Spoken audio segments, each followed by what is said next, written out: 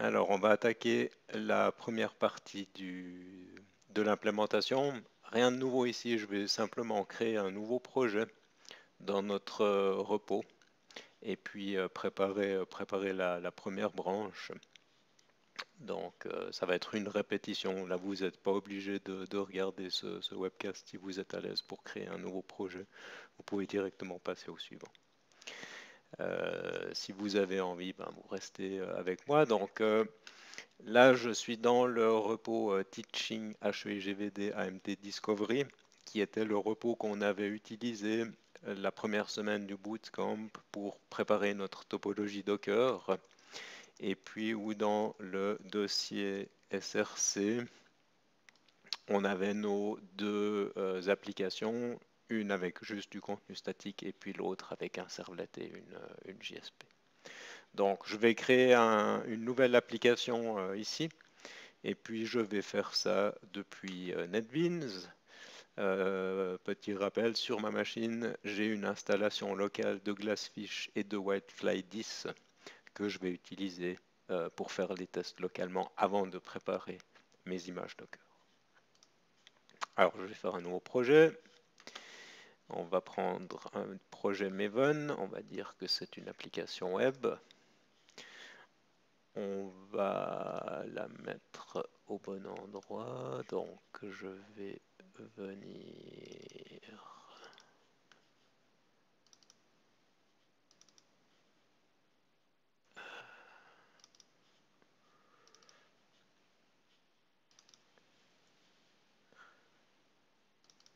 dans mon repos et je vais le mettre ici. Et puis, je vais appeler ça REST Demo App. On va prendre le package qu'on a l'habitude d'utiliser et puis je vais utiliser le nom qu'il me propose ici. Ça ira très bien. Je vais commencer par tester dans Glassfish et puis on va partir sur la version 7 de Java EE.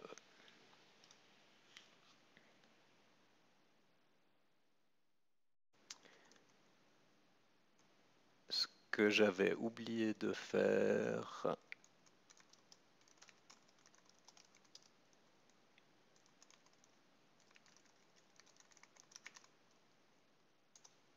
c'est une branche. Quand vous irez dans ce repos et puis que vous regarderez ce qui est disponible, vous aurez accès à une branche avec du code Glassfish et une avec du code Whitefly. Sur la partie JAX RS, quand on va faire les API REST, il y a malheureusement quelques petites modifications de code à faire. C'est pour ça que je fais ces branches ici. Donc on va cleaner ça. On va builder.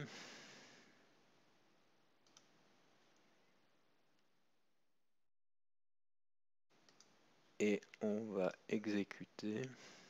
Et je suis sur ma page d'accueil.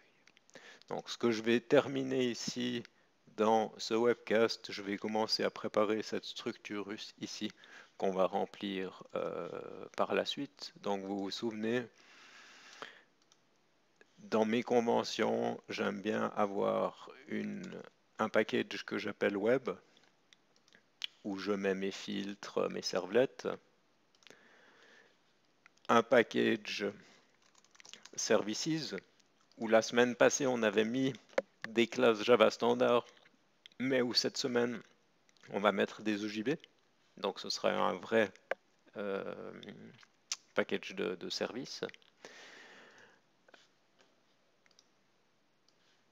Je vais faire un package que je vais appeler REST, où on va faire nos endpoints REST. Donc conceptuellement, c'est dans le tiers de présentation au même niveau que le package web, mais j'aime bien séparer pour que ce soit clair que ce sont les ressources REST. Alors de temps en temps, j'utilise .rest, parfois j'utilise .api.